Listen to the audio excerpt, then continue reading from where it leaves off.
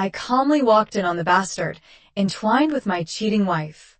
Grabbing him by the hair, I yanked him away and delivered a precise strike to his neck. As he collapsed like a house of cards, I pulled out and smirked. Next time, learn who you're messing with before jumping into bed with my wife. They say you never see betrayal coming until it's too late. I always thought betrayal was something that happened to other people, friends, colleagues, even strangers in passing stories. Not to me. Never to me. I was wrong. The night I discovered the truth, I didn't rage, I didn't cry, I didn't crumble like the broken man they probably expected me to become. No, I walked in calm and composed and delivered judgment the way only a man pushed too far could. But betrayal isn't about one moment. It's about the cracks that form over time, the ones you ignore until they break you. This is the story of how I became a man who doesn't forgive, doesn't forget, and makes sure those who cross him never make the same mistake again. Vienna was perfect that morning. The sun filtered through the grand windows of my office, casting golden patterns across my desk.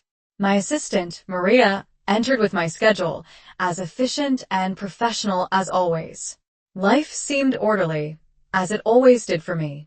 I was Adrian Vog, the man with a plan for everything. But something was missing. It had been for months. Clara, my wife of 9 years, had changed. She was still beautiful, still the woman who could light up any room, but she had become distant. Our conversations were shallow. The warmth that once connected us had grown cold. I noticed the little things first. Missed dinners, her phone constantly glued to her hand, excuses that didn't quite add up. It's just work, she said. The new clients had been demanding. I nodded, told her I understood, but something didn't sit right. A small voice inside whispered that this wasn't just stress, it was something deeper, darker. But I ignored it until the signs became impossible to dismiss. One night, as Clara slept, her phone buzzed on the nightstand. A name I didn't recognize flashed across the screen. Lucas. I reached for it, my heartbeat quickening. The message read, "Can't stop thinking about tonight. When can I see you again?" My stomach turned. I wanted to wake her, demand an explanation, but I stopped myself. Anger wouldn't get me answers. Only patience would. The next day, I pretended nothing was wrong. I kissed her goodbye, told her to have a great day, and headed to my office. But my mind wasn't on work. It was on that name, Lucas, and the growing pile of unanswered questions. Over the next few weeks, I became an investigator in my own marriage. I checked her emails, scoured her social media, and even followed her once when she claimed to have a late meeting. That night, she drove to a luxury apartment downtown, a place I'd never been. I watched from the shadows as she entered, a bottle of wine in hand.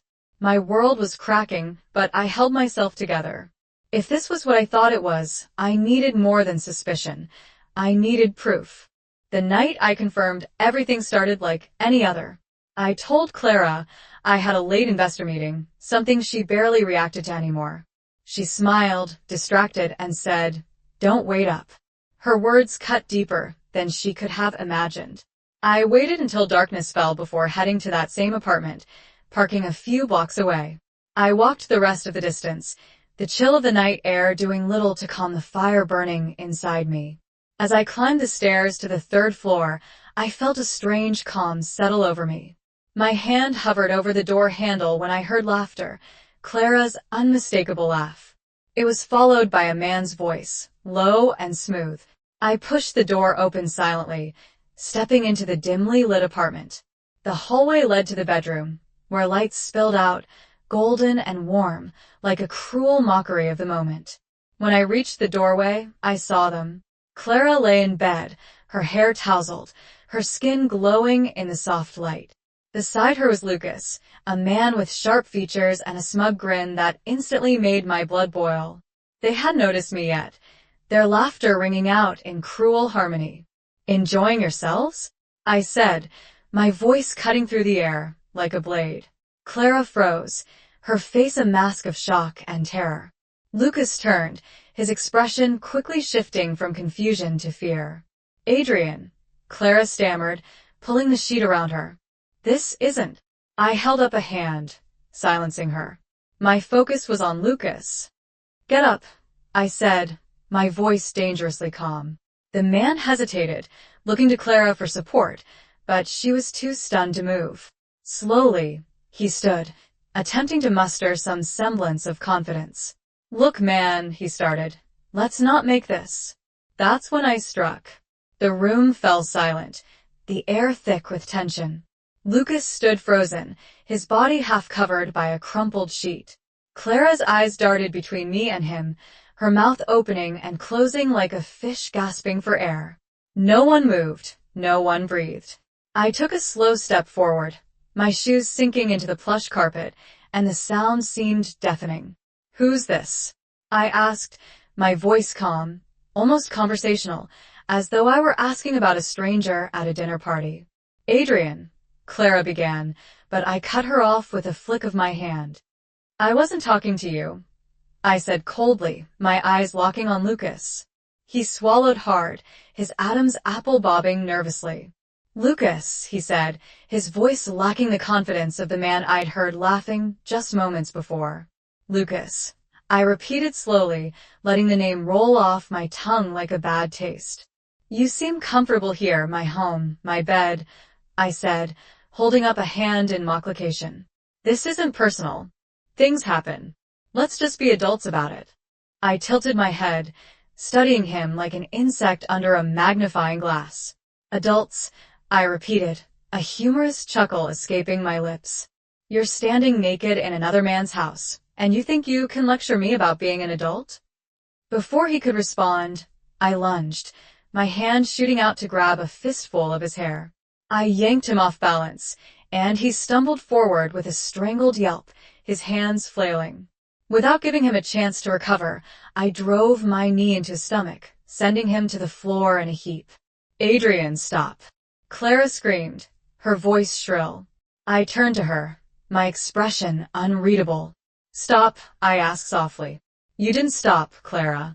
You didn't stop when you brought him here, into our life. Lucas groaned on the floor, clutching his stomach. His earlier bravado was gone, replaced by the panicked realization that he was in over his head. I knelt beside him, my voice low and steady. Do you have any idea who I am? He shook his head, too breathless to speak.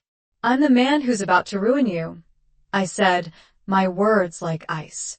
And you're going to sit there and listen while I decide how. I pulled out my Glock from the holster concealed beneath my jacket. It was sleek and polished, the weight familiar in my hand. I didn't point it at him yet. Just the sight of it was enough to make his face drain of color. Please, he whispered, his voice trembling. Don't do this. Oh, Lucas, I said with a smirk. You've already done this to yourself. Clara was sobbing now, her words a garbled mess of apologies and excuses. I ignored her, my focus on Lucas, who had started to hyperventilate. This isn't about killing you, I continued, my tone eerily calm. That would be too easy. No, Lucas, I'm going to destroy you, piece by piece. Your career, your reputation, your life. By the time I'm done, you'll wish I had pulled the trigger. Over the next week, I began dismantling Lucas's life with the same precision I used in my professional career. Every detail of his existence became a puzzle piece, one I fit together to form his undoing. I started with his professional world, using contacts in the industry to uncover his financial dealings, shady contracts, bribes, and falsified records. Lucas wasn't just a cheat, he was a fraud. I compiled a dossier of evidence so damning it could ruin not only his career, but also his freedom. Next came his personal life.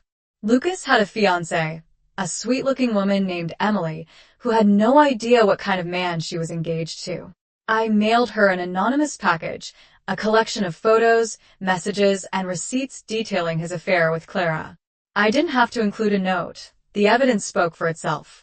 As for Clara, I played a longer game. I feigned forgiveness, letting her believe I was willing to repair our marriage, but behind the scenes, I was meeting with divorce lawyers, gathering evidence of her infidelity to ensure she would leave with nothing by the time I was done. The pieces were in place. The trap was set. All that remained was to watch it spring. It happened on a Friday morning. Lucas was in the middle of a high-stakes meeting with potential investors when the news broke, and expose hit the financial headlines, detailing his fraudulent activities with meticulous precision. Anonymous sources had provided the evidence, sources he would never trace back to me. The fallout was immediate. The investors walked out. His company issued a statement severing all ties with him by noon. Lucas was escorted out of his office by security, his face plastered across every major news outlet at home. Clara received the divorce papers. She called me in a panic, begging to talk, but I let it go to voicemail. By evening, she was gone, her things packed into the trunk of a taxi. The locks were changed before she even left the driveway. But the most satisfying moment came a week later. Lucas showed up at my office, disheveled and desperate. Security tried to stop him, but I waved them off. I wanted to see the look on his face. "You did this," he spat, his voice roaring with anger. I leaned back in my chair, smiling. "I warned you," I said. "Next time, Lucas, learn who you're messing with before jumping into bed with another man's wife." He left with nothing, no job, no fiancé, no future. And I walked away from the wreckage, stronger, wiser, and completely unscathed.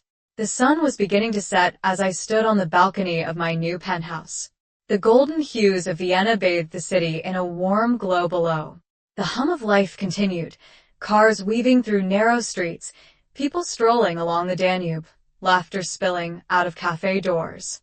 It was a beautiful city, full of life and second chances. I swirled the glass of whiskey in my hand, its amber liquid catching the light. The last few months had been a whirlwind, a storm of betrayal, rain, and revenge. But now, as the dust settled, I felt something I hadn't in a long time. Peace. Lucas was gone, his name dragged through the mud. His fiancée had left him, his career was in ruins, and whispers of criminal charges were beginning to circulate. As for Clara, she had moved out of Vienna altogether, retreating to some quiet corner of Europe to escape the disgrace. The world I had known was shattered, but I wasn't broken. No, I had rebuilt myself, stronger and sharper than before. The betrayal had tested me, and I had emerged victorious. I leaned on the balcony railing, the cool metal pressing into my palms. The city stretched before me, full of possibilities. I thought about everything that had happened, the pain and the triumph, and I realized something. Revenge wasn't just about making them pay. It was about reclaiming the power they thought they'd taken from me. As the last rays of sunlight disappeared, I whispered to myself, "They thought they could break me, but I'm unbreakable." Months passed, but the echoes of that night lingered. Lucas's name continued to make headlines, not for success, but for scandal. Fraud investigations were launched, his assets were frozen, and his once promising career was reduced to ashes. Every time I saw his name in the papers, I felt a pang of satisfaction. But satisfaction isn't the same as happiness. Rebuilding wasn't easy. The wounds Clara had left were deep, and trust felt like a distant concept, reserved for a younger, more naive version of myself. I spent hours in quiet reflection, examining not just their betrayal, but the man I had been before it all. And slowly, piece by piece, I rediscovered myself. One crisp autumn morning, I found myself walking along the Danube. The leaves crunching underfoot, the air was cool, the kind of chill that wakes you up and makes you feel alive. I passed a small bookshop and decided to step inside, drawn by the smell of old pages and the promise of quiet solitude. That's when I met her. She was browsing a shelf near the back, her fingers trailing over the spines of books with an absent-minded grace. She looked up as I approached, her eyes warm and kind. "Looking for something?" she asked with a smile. I paused, considering her question. "Maybe," I replied, surprising even myself. We talked for hours, lost in a world of stories and ideas. Her name was Sophia, an artist who had just moved to Vienna. There was no rush, no urgency, just two strangers finding common ground for the first time in what felt like forever. I didn't feel the weight of betrayal or the need for vengeance. I felt hope. Revenge had been satisfying, but it wasn't the end of my story.